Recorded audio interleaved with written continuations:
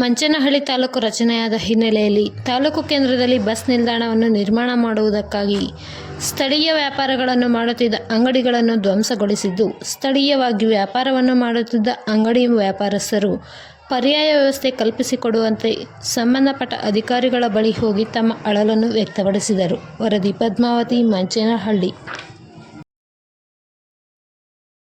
ನಮಗೆ ಇದಿರುತ್ತೆ ಅದನ್ನ ಕ್ಲೋಸ್ ಮಾಡೋಂಥದ್ದು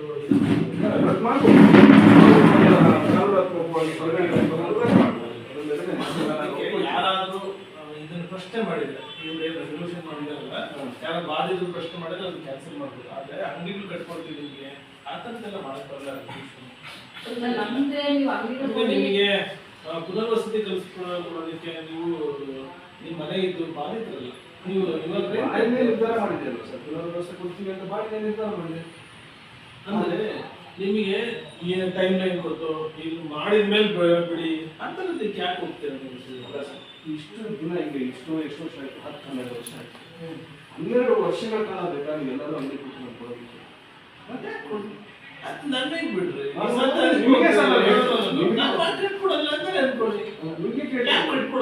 ರಿಕ್ವೆಸ್ಟ್ ಮಾಡ್ತೀವಿ.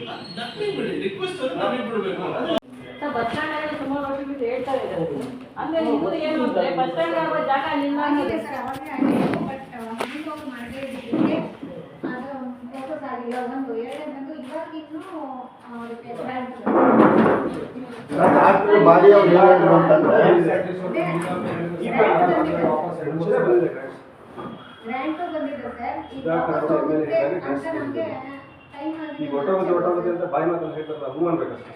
ಸರ್ ಹೊರಟೋಗುತ್ತೆ ಅಂತ ಇವಾಗ ಹೇಳೋದು ಹೇಗೆ ಗೊತ್ತಾ ಸರ್? ಅಲ್ಲಿ ಬಸ್ ಸ್ಟ್ಯಾಂಡ್ಗೆ ಆಗುವಷ್ಟು ಜಾಗ ಅಲ್ಲಿ ಇಲ್ವಂತೆ ಸರ್.